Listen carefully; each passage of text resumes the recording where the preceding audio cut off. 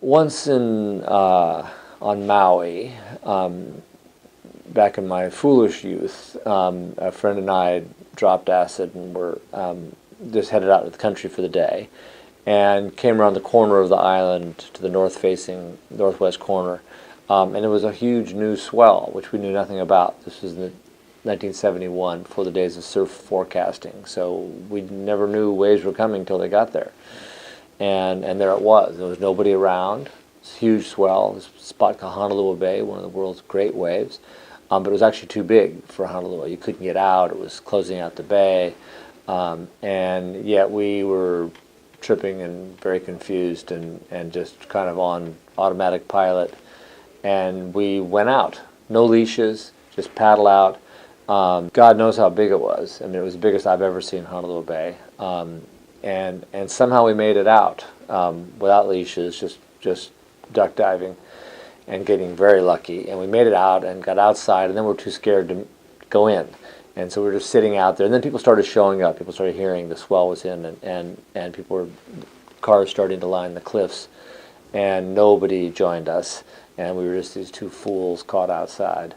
And then, as I remember it, there's nobody to verify this, except that, I mean, there were people who saw it, but I don't know who they were.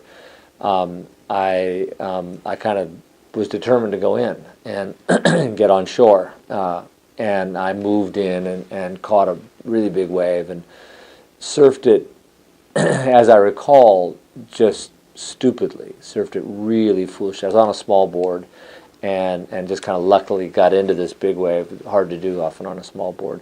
And then surfed it like a small wave, surfed it really hard, kind of concentrating on an area that was way too small, not thinking about the overall picture and what I needed to do to make this wave. And I nearly made it. I mean, I made it a long way, down to a place that the bowl there that's where is normally the takeoff spot, this big, hard-breaking part of the reef. And I ate it there, lost my board, into the cave, destroyed my board, got washed against the cliff and all that.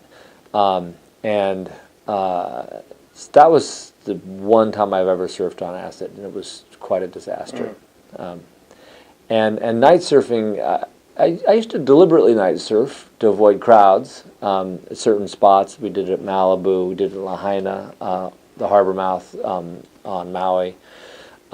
Used to get a lot of people out there sometimes on a full moon, everybody trying to avoid the crowd, but I haven't done it lately. I did once get trapped outside on a huge day in Madeira in the 90s, and it got dark and we couldn't get to shore, but that wasn't night surfing for fun.